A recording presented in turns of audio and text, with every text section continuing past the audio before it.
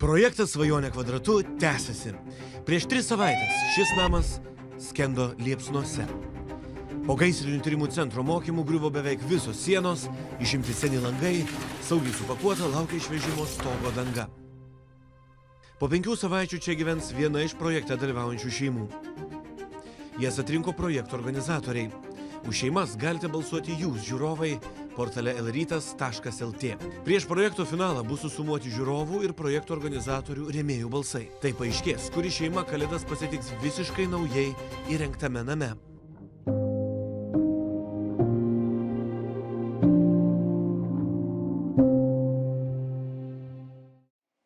Projekto vedėja Justina jau skuba pas partnerius susipažinti su būsimo namo projektu. Sveiki, aš Justina. Labą dieną, aš Rokas. Malonu. Tai pradėkime gal iš karto nuo pat pradžių. Taip. Prisijungėte prie projekto Svajonė kvadratu ir nuo ko pradėjote? Visų pirma, gavome medžiagą iš kūrybinio kolektyvo apie tikslus ir apie esamą pastatą. Ir tada pradėjome diskutuoti ir ieškoti geriausio sprendimo, į kurią pusę padaryti terasą, kur geriausiai įdėti šilumos siurblį ir kitus spręsti inžinerinius klausimus. Ir po kelių variantų atradome variantą, kuris atrodo šiame etape kol kas tinkamas visoms pusėms, kuris optimaliai išsprendžia šeimos poreikius. Dažniausiai projektuojant namus architektai puikiai žino, kelių asmenų šeima gyvens namuose, kokie jos poreikiai, pomėgiai, norai. Tačiau šįkart viskas kitaip. Architektams teks suprojektuoti namą nežinant, kokiai šeimai jis atiteks. Patyrusi architektų gildijos komanda priėmė sprendimą sukurti tokius namus, kuriuose visiems būtų patogu. Tai ką aš čia matau dabar? Kas yra šiai dienai, kaip sakant, suprojektuotas? Šiai dienai yra suprojektuotas namas, kuris pakankamai funkcionaliai ir pakankamai efektyviai išplanuotas. Tai yra suprojektuotas pakankamai didelis tamburas, taip pat suprojektuotas prieėjimo irgi sanmazgas, kad irgi būtų svečiams, jeigu jie ateitų pakankamai paprastai ir toli neinant. Kad komfortabilu būtų, ar ne? Jo, kad iš esmės nesikirstų srautai, kad galėtų, pavyzdžiui, kai kur miegamųjų gale yra 3 miegamieji, kad jie galėtų savo ramiai gyventi savo pastato gale, o salione, kad jeigu žmonės būna, leidžia laiką, diskutuoja, žaidžia stalo žaidimus, kad tokiu atveju nereikėtų vaikams praeiti pro bendrą erdvę ir priešingai, ir kad būtų viena tokia kamerinė šeimos erdvė, o kita tokia, jeigu galima pasakyti, visuomeninė. Prie to pačio dar stengiamės padaryti stiklinės įėjimo duris ir išėjimo į terasą, kad atidarius duris atsivertų visas vaizdas, kuris įrėmintų tiek saliono visi tie baldai ir išplanavimas, ir taip pat kiemo ir to vietoje. Dėl to tas namas turėtų atrodyti iš vidaus pakankamai lengvas, šviesus ir apšviestas. Tai jau apžiūrėjome vidų, ar ne, terasą, kaip gyvens šeima, o kaipgi atrodys namas iš išorės? Ką čia projektavote, darėte, kokia yra jūsų vizija? Namas numatomas paprastas ir efektyvus, iš 2-sluoksnio tinkuojamo fasado, skandinaviško stiliaus su minimaliais karnizais, apskardinant antracito spalva, tinkamai pagal A++ reikalavimus įstatant langą šiltinamajame sluoksnyje ir viską aprėminant irgi gražiu antracitiniu apskardinimu. Ir tuo būdu norėta, kad namas jis ir būtų paprastas, bet ir stilistiškai pakankamai aiškus ir grynas. Namo brėžiniai paruošti, galima imtis rimtų statybos darbų. Projekto idėjos autorius turiužala.lt vadovas Vytautas Binkauskas jau rodo per savaitę nudirbtus darbus. Tai čia Kiauklių kaimo ne veltui pusę iškasėt, aš kaip suprantu. Visiškai ne veltui. Jeigu patikslinti, tai iškasėm 100 metrų nuo ano pastato iki... Kur yra galas? Ten... Galas yra iki šito galo ir užsisuka už ano namo. Užsisuka už namo šitą? Užsisuka už namo, taip. Okay. Ir nuo ten kasėm lygiai 100 metrų iki mūsų būsimo šeimos namo. Tai čia padėjom vandens vamzdį 100 metrų turėjom užtrukti kokias 5 valandas su atkasimu, užkasimu, užtrukom 2 dienas, nes labai smėlėta vietovė. Viskas, ką iškasam, virsta, su kastuvais kasam, tai taip užtrukom 2 dienas, vietoj planuotų 5 valandų. Kur yra elektra? Elektra yra ten. Aha, elektros stulpą tai aš matau konkrečiau. Tai ten ir yra. Ai, tai iš ten ir ateina viskas? Ne, iš ten ateina vanduo į ten. Jo. O elektra iš, logiška. Va ten, va ten. Gerai, tai kaip mes galim čia dabar tos darbus visus pamatyti ir vertinti elektros? Taip pat atvedėm naują elektros įvadą.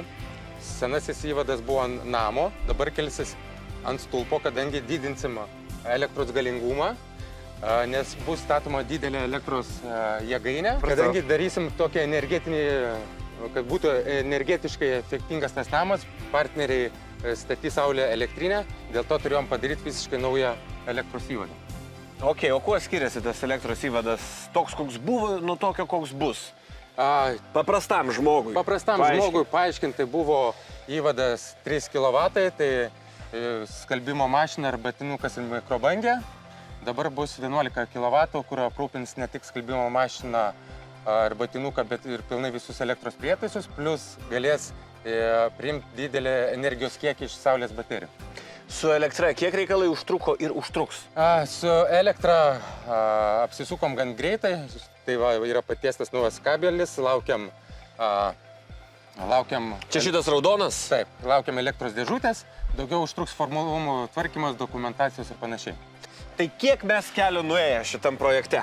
Mes kelio esam nuėję visai nemažai, pagal darbų grafiką praktiškai einam koja kojan, turim šaunius partnerius, kurie netgi sugebėjo langus išsimatuoti, pagaminti, pristatyti ir sumontuoti per savaitę laiko. Nu, čia buvai nustebęs, kai atvažiavom, kad langai jau yra. Dažniausiai tokia gamyba trunka iki 2 mėnesių. Terminams spaudžiant, kiekviena diena aukso vertės. Todėl greičiau atlikti darbai padeda tikėti, kad viskas pavyks laiku. Savo darbus tęsia ir įmonė Labasta. Tai, mielas kolega, kiek žinau, stogas patyrė nemenką progresą. Jo, jau turim pagrindinį konstruktyvą surinkę, lyginomės gribėstus ir laukiam dangos iš partnerių. Bus skardinė čerpė. Pataikom į tempą? Jo, panašu, kad įsipaišom. Labai gerai, į vidų dar eisim pasižiūrėti, ten perdangos irgi yra sumontuotas. Jo, prie pilnaverčio stogo judam. Taip, pilnai perdanga pakeista, sutvirtinta ir judam į priekį. Teisingas, stogas bręsta, gerai, einam į vidų pasižiūrėsim, kaip jis bręsta iš vidaus. Pastato viduje vaizdas taip pat kitoks. Gerai, kaip šita perdanga čia visa susidėjo? Jo, su ją čia nebuvo labai didelių problemų, bet kadangi seni balkiai išlikę, jie yra dar pakankamai neblogi, juos sutvirtinom.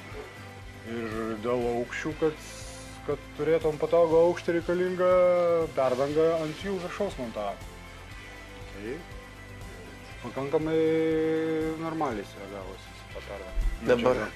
Dabar čia tokia tuščia vidūrio konstrukcija, daugiau mažiau turim. Kaip čia viskas atrodys, pabandykit nupiešti vaizdą, kai pasibaigs stogo darbai.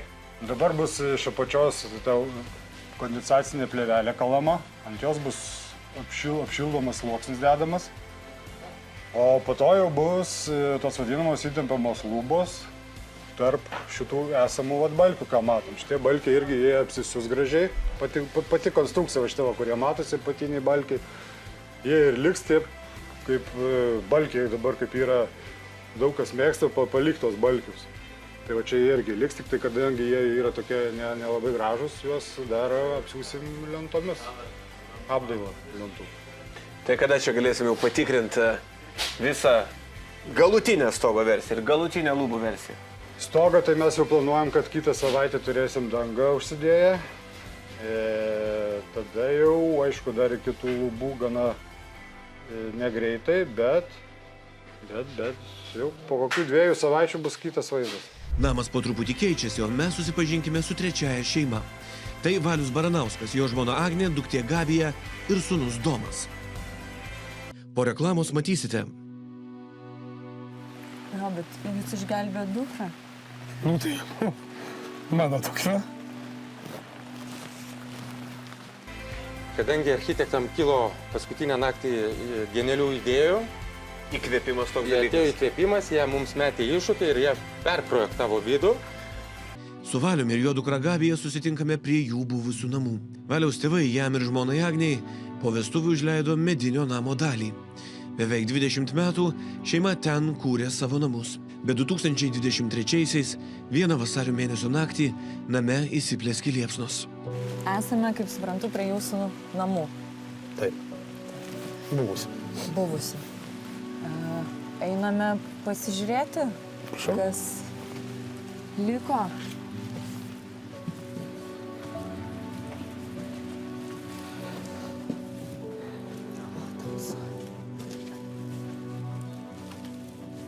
Mes čia esame kokiame Čia yra buvusi virtuvė. virtuvė. Jo, virtuvė valgomasis čia. Čia buvo kriauklė, dujinė, buvo šičia stalas. Čia valgydavo, ar Jo, ne? va čia va, toksai kampas buvo. Ten šaldytuvas stovėjo. Nu, dabar sunku ir atpažinti, ar ne? Nu, tikriausiai nepanašu į nieką čia. Nu, nuo degulių. Truputėlį. O namas buvo medinis, ar Taip. ne? Medinis. Gerai, einam dar pažiūrim, o ten O koksai? tenais yra kambariai, gyvenamieji buvo kambariai. Šičia, tai vat būtent šičia stovėjo komoda Aha. ir šičia buvo lova. O šičia buvo sienė, nu tokia sieninė spinta, va, faktiškai per visą sieną. Tai šitam kambarį neliko visiškai nieko. Nu, va, šiukšlių krūva, tai čia jau išnešta daug kas, čia tiesiog, nu, pelenai buvo O likę. čia ir prasidėjo gaisras? Taip, būtent prasidėjo gaisras šitam va kampe. Kažkur tai aš bijau sugalvoti, bet apitiksliai va šitoj va vietoj kažkur čia va. O yra žinoma, nuo ko prasidėjo? Tai sako, kad nuo laidų instaliacija. Elektros instaliacija. Elektros instaliacija. O čia... O šičia buvo rašomasis stalas, čia buvo narvas su papūgom, kurios gaisro metu, tarp kitko, varikštės Netekot papūgų. neteko, pas mane dvi tokios, bet didelės buvo papūgos. Gaisre šeima neteko 2 labai mylimų papūgų. Bet jei nuojautos vedinas Valius nebūtų tą naktį pabudęs, viskas galėjo baigtis daug tragiškiau. O Čia buvo lova? lovos dvi. Matai, va, viena šičia, kita, matai, va. Tai aš būtent tam kampe gulėjau ir apie 3 nakties atsibudau ir tarėmės, kad dukra vešiu į mokyklą iš ryto. Atsibundu tamsu, galvoju, dar anksti telefoną pažiūrėjau 3 nakties, kad toks nerimas, visiškas nerimas. Galvoju, jinai virtuvė, ir čia durys buvo, aš duris praviriau, ten atvira liepsna tiesiai į mane užšovė ir aš tada žiūriu, dukra miega visiškai tenais, aš ją tik už kojas tempt, sakau, bėgam iš čia. Bet tai jūs dviese tik buvote? Taip, dviese tuo momentu namie buvom. Iš gaisro vyras su dukterimi išbėgo taip, kaip miegojo. Tiesiog su pižamomis. Jiedu stovėjo žiemą lauke ir laukė ugniagesių. Tai Valiau, tai dar kartelį ar negrįžtam. Man dar jūsų namus dabar matau, tai į tą naktį. Tai sūnus sakėt buvo Pas močiutę tuo pas momentu, močiutę, taip. ne? Žmona išvyko. Išvykusi buvo žmona, o mes tik su dukra namie buvom. Tai kas pakėlė? Nuojauta pakėlė? Nežinau, nu, kažkoks tai laimingas atsitiktinumas, nuojauta, nežinau, nes atsikėliau su kažkokiu nerimu ir dar pagulėjau kurį laiką lovai, galvojau, gal jau laikas dukrą vežti į mokyklą, bet išsitraukiau į telefoną, žiūriu 3 nakties, galvoju labai anksti, bet kadangi kažkoks nerimas, galvoju, einu aš į virtuvę, duris atidarau, tenais jau atvira liepsna, viskas, lubos degė, viskas pradėjo lašėti, plastikas varvėtas, nu ką. Važiavau, kad dukra miega, aš ją už kojos tempti greičiau, kad bėgam, sakau, į kiemą, nes, sakau, degam realiai. Jis dar iškart nesuprato, kas atsitiko, sako, aš nieko nepadariau, ko tu nori iš manęs. Taip. Aha, ko čia keli? Kimbi? Sako, dar anksti, sakau, bėgam tik tai. Nu ir va tai va, išbėgom į kiemą. O Gabija, tu miegojai, nieko negirdėjai? Aš visiškai miegojau, tėtis tik patraukė už kojos, aš galvojau, kotelis čia dar lenda prie manęs, nieko neprisidirbau. Ankstyvas rytas per daug ankstyvas, į mokyklą dar nereikia. O kada supratai, kad dega viskas? Tėtis, galbūt, kai atmerkiau akis ir tada viskas prieš lys, tai akis išprotėjo, labai šviesu iš karto. daug ugnies. Jo. Išsigandai? Tikrai taip, kažkiek tai tas šokas buvo, iškart širdis pradėjo kalatotis, tai kad nežinantis ir tiek. Aš tikiu, kad gyvis veiklės. O išbėgo kaimynai, ar ne? Tai Išbėgo? jau po to išbėgo, nes sakė, čia kai pradėjo šaudyti, šiferis, langai, nes realiai tai tikrai, tokie girdėjosi sprogimai geri, nes, suprantat, šiferis, langai gerai buvo, geras, tokie sprogimai geri buvo. O dar apie tą naktį, tai jūs išbėgat, viskas dega ir stovit tiesiog žiūrit laukti. Tiesiog, taip, nes Tai jau žiūrėjom ir laukiam. buvo šokas tikrai. Ugnigesiai sakė porą minučių. Jo, kas gelbėtojai sakė, tai sakė, jums labai pasisekė, nes sakė, maksimaliai 3 minutės ir būtumėt nebeišėję.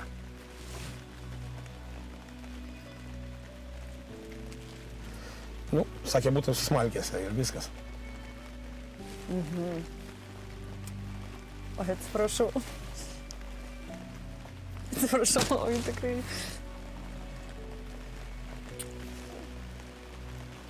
Jo, bet jūs išgelbėjo dukrą. Nu tai, mano tokia. Stovi šalia, ar ne? Bet, neįtikėtina, kad atsibūdot. Man šita tiesiog, kažkas jūs prikėlė tą naktį. Ta naktį Valius išgelbėjo ne tik savo dukrą, jis prižadino ir kitam namo gale gyvenusi brolį kaimynus. Nors nuo tos nakties praėjo beveik 2 metai, ji amžiam šeimai liks atminty. Gaisrai neteko visko – daiktų, drabužių, dokumentų, augintinių. O blogiausia tai, kad namai buvo neapdrausti. Ar dabar namus įmanoma atstatyti, ar kokia yra situacija? Žinokit, realiai aš nestatybininkas, bet, matomai, sienos yra, bet iš vidaus, matėt, kas tenais yra. Net nežinau, ta prasme, vienas dalykas finansiškai aš nepaveščiau to, antras dalykas tai yra jau praėjo kiek laiko, skaitykit, daugiau negu 1,5 metų jau praėjo, čia jau netgi vietomis yra pelėsis įsimetęs ir tai čia, aišku, gal tas pelėsis ir minimali bėda, bet reikia konstrukcijas keisti, matėt, kad ten įgriuvę viršui, stogo konstrukcijos irgi yra įgriuvusios. Po gaisro 4 asmenų šeima glaudžiasi Agnės mamos 2 kambarių butelyje. Agnės mama vasaras leidžia kaime, kad šeimyna turėtų bent šiek tiek erdvės, o žiemą namai pasipildo ir 5 žmogumi. Čia dabar gyvenam šitam bute, kaip matot, butas nėra didelis, ir kai visi būna vienoje krūvoje, tikrai yra vietos, tikrai labai nėra daug. Jeigu žiūrint taip kiekvienam asmenį, tai kartais net galiu pasijuokti, kad tikriausiai kalėjime vienas kalinys daugiau turi vietos. Ta 2023 vasario naktį Agnė buvo išvykusi, todėl apie gaisrą sužinojo net ne iš vyro. O kaip, Agne, jūs sužinojote apie gaisrą? Aš sužinojau iš kaimynės. Man tiesiog parašė, nes tuo metu buvau išvykusi į kelionę. Ir irgi buvo tokia netikėta žinutė, nes ne iš Valiaus, ne iš vaikų, ar kažkaip ne iš savų, bet šalia kaimynai, labai geri kaimynai iš tikrųjų, labai daug padėjo, pasirūpino. Svarbiausia, kad visi esame sveiki ir kartu, sako Baranauskų šeima. Jų didžiausia svajonė dabar – turėti savo namus. Tiesiog nutiko, tai yra labai nelaimingas įvykis ir labai gaila ir buvo tikrai nesmagu, kaip dabar ir šitam projekte. Labai tikimės, kad labai gerai būtų, labai tiesiog ir broliai, ir man, ir šiaip šeimynai mūsų. Mūsų svajonė turėti namus. Čia pagrindinis dalykas, kad turėti savo namus, savo kampą, kad, net neįsivaizduoju, kodėl tiesiog gal neturim savo nei namų, nei galimybės jau įsigyti. Tai jau 3-osios šeimos istorija. Visas jas galite rasti portale elrytas.lt ir balsuoti už jūsų nuomonę verčiausią šeimą Kalėdas sutikti nuosavuose, naujuose namuose. O Kiaukliuose tęsiasi darbai. Apėjom ratą aplink namą tam, kad rastume langus, bet čia dar ne visas langas, čia kad profilis lango yra, ne? Tai yra lango profilis, neužilgo atvyks ir pilnas stiklo paketas, tai tikėtina rytoj. Šiaip langų gamyba trunka apie 2 mėnesius, bet dėl šaunių partnerių mes juos gavom per savaitę laiko. Grindys irgi darosi lygesnės. Jo, grindis ruošiam betonavimui. Aišku, prieš tai bus santechnikos dalis, tai čia yra mūsų atvestas vamzdis vandens. Ai, štai kur tas vandens vamzdis baigėsi. Vandens vamzdis, per čia išeis kanalizacija į lauką, lauke statysis filtravimo sistema. Čia vedžiosis grindinis šildymas ir kiti reikalai. Kiek užtrunka grindis išlyginti? Ten dar visiškai neprasidėjęs procesas. Nu, prasideda, dabar šluoja kolegos, bet kiek laiko iki lygių grindų? Realiai turėtumėm čia užtrukti porą, trejetą dienų su grindų išlyginimu, plus griovių išsimo vamzdžiams, bet tai planuojam padaryti per šiandien. Per šiandien, tai ten jau ne veltui šluoja kolegos. O jo, tai čia langais, bet vienas langas yra žemesnis ir kurį galima išeiti lauką. Tai čia spėju, kad ne visiškai tik langas. Čia ir terasa kažkas nusimato. Kaip pasakius, buvo numatyta iš tikrųjų terasa anoj pusėje, o čia turėjo būti pagrindinės durės. Kadangi architektam kilo paskutinę naktį genialių idėjų, Įkvėpimas toks jie atėjo dalykas. įkvėpimas, jie mums metė iššūkį ir jie perprojektavo vidų. Dabar ten bus pagrindinis įėjimas, ten bus terasa. Tai mums lygiai taip pat reikėjo viską persidėlioti, visus darbus, pertvaras ir panašiai. Nenumatyti iššūkiai komandos negąsdina. Darbai į priekį juda sparčiai, o šeimos laukia savo naujų namų.